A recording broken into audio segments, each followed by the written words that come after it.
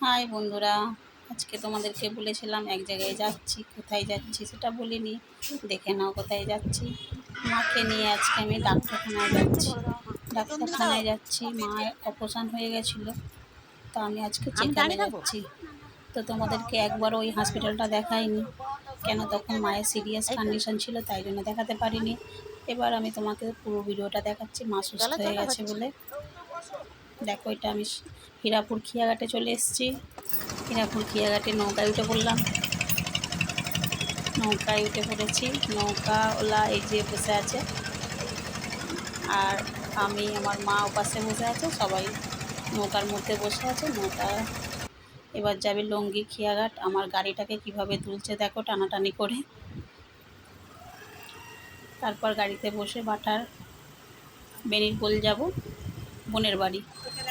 বাইকে বসে চলে গেলাম বেনিরপোলে। তারপর বাসে উঠে পড়লাম কুঠারিতে যাওয়ার জন্য। কুঠারির জন্য বাসে উঠে পড়েছি, মা আমি বোন চলে এলাম কুঠারি হসপিটাল। দেখো, ঢুকছি কুঠারি হসপিটালে, যাব। এবার লিফটে উঠবো, লিফটের কাছে চলে আসছি। আমার হসপিটালটা তো খুব সুন্দর লেগেছে। আপনারা যদি কোনোদিন কুঠারিতে আসেন, দেখবেন কুঠারি হসপিটালটা খুব সুন্দর।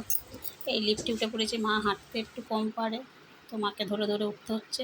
টাটা বন্ধুরা।